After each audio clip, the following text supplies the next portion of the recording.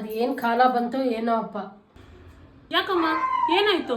ನಮ್ ladies club ಅಲ್ಲಿ ಹೇಳ್ತಾ ಇದ್ರು, ಹುಡುಗಿರು ಮದ್ವೆ ಆಗೋದಕ್ಕಿಂತ ಸಿಂಗಲ್ ಆಗಿರೋದಕ್ಕೆ ಇಷ್ಟಪಡ್ತಾರಂತೆ.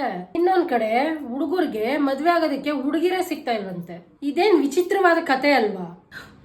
ಇದೇನು ವಿಚಿತ್ರ ಕಥೆನೂ ಇಲ್ಲ, ಏನೂ ಇಲ್ಲ. ಆಕ್ಚುಲಿ ಇದು ತುಂಬಾನೇ ಸಿಂಪಲ್. ಸಿಂಪಲ್ ಅದೆಂಗೆ? ಕೇಳಿಸ್ಕೊ. ಕಾಲಕ್ಕೆ ತಕ್ಕಂಗೆ ನಾವು ಹೆಣ್ಮಕ್ಳು ಲೆವೆಲ್ ಅಪ್ ಆಗಿದ್ದೀವಿ. ನಮ್ದೇ ಒಂದು ಕರಿಯರ್ನ ಬಿಲ್ಡ್ ಮಾಡ್ಕೋತಾ ಇದೀವಿ, ಬೌಂಡ್ರೀಸ್ ಸೆಟ್ ಮಾಡ್ತಾ ಇದೀವಿ, ಚೈಲ್ಡ್ಹುಡ್ ಟ್ರಾಮಾನ ಹೀಲ್ ಮಾಡ್ಕೊಳ್ತಾ ಇದೀವಿ, ಲೈಫ್ ನ ಬಂದಂಗೆ ಅಕ್ಸೆಪ್ಟ್ ಮಾಡ್ಕೋತಾ ಇದೀವಿ. ಅದೇ ಇನ್ನೊಂದ್ ಕಡೆ ಹುಡುಗರು ಎಮೋಷನಲಿ ಅವೈಲೇಬಲ್ ಇಲ್ಲ, ಕಮ್ಯುನಿಕೇಶನ್ ಅಂದ್ರೆ ಆಗಲ್ಲ, ಬೇರ್ ಮಿನಿಮಮ್ ಗಿಂತ ಜಾಸ್ತಿ ಕೇಳಿದ್ರೆ ತಡ್ಕೊಳ್ಳೋ ಶಕ್ತಿ ಇಲ್ಲ, ನಮ್ಗೆ ಹೈ ಸ್ಟ್ಯಾಂಡರ್ಡ್ಸ್ ಅಂತಾರೆ. ಹಿಂಗೆಲ್ಲ ಇರುತ್ತಾ? ಇದನ್ನೆಲ್ಲ ನೋಡ್ತಾ ಇರೋರು, ತಿಳಿದಿರೋರು ನೀವು ಬರೀ ನಮಗ್ ಮಾತ್ರ ಹೇಳ್ತೀರಾ ಅನ್ಸರ್ಸ್ಕೊಂಡ್ ಹೋಗಿ, ಅಡ್ಜಸ್ಟ್ ಮಾಡ್ಕೊಂಡು ಹೋಗಿ, ಎಲ್ಲ ಸರಿ ಹೋಗುತ್ತೆ ಅಂತ. ಯಾರು ಹುಡುಗರ್ಗೆ ಹೇಳೋದೇ ಇಲ್ಲ, ನೀನು ಕಾಲಕ್ಕೆ ತಕ್ಕಂಗೆ ಚೇಂಜ್ ಆಗಪ್ಪ, ನೀನು ನಿನ್ನ ಲೆವೆಲ್ ಅಪ್ ಮಾಡ್ಕೋ, ಎವಾಲ್ವ್ ಆಗು ಅಂತ. ಹುಡುಗಿರ್ ಇನ್ನೇನ್ ತಾನೇ ಮಾಡ್ತಾರೆ ಹೇಳು? ಏನ್ ಕತೆನೋ ಅಪ್ಪ. ನಮ್ ಕಾಲನೇ ಚೆನ್ನಾಗಿತ್ತು.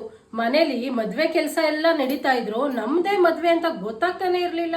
ನಮ್ ಮುತ್ತಾತ ಸತ್ತೋದ್ರು ಅಂತ 2 ದಿನ ಸ್ಕೂಲಿಗೆ ರಜಾ ಹಾಕ್ಸಿ ಕರ್ಕೊಂಬಂದ್ ನಮ್ ಮದ್ವೆನೇ ಮಾಡ್ಬಿಡ್ತಾ ಇದ್ರು. ಅದೇ ಚೈಲ್ಡ್ಹುಡ್ ಟ್ರಾಮಾ ಇಂದ ಹೀಲ್ ಆಗಕ್ ನನ್ಗೆ ಈ ಜನ್ಮ ಎಲ್ಲ ಬೇಕಾಗ್ತಾ ಇದೆ. ಏನು? ಏನಿಲ್ಲ, ನಡಿ, ಟೈಮ್ ಆಯ್ತು, ಊಟ ಮಾಡೋಣ ಅಂದೆ.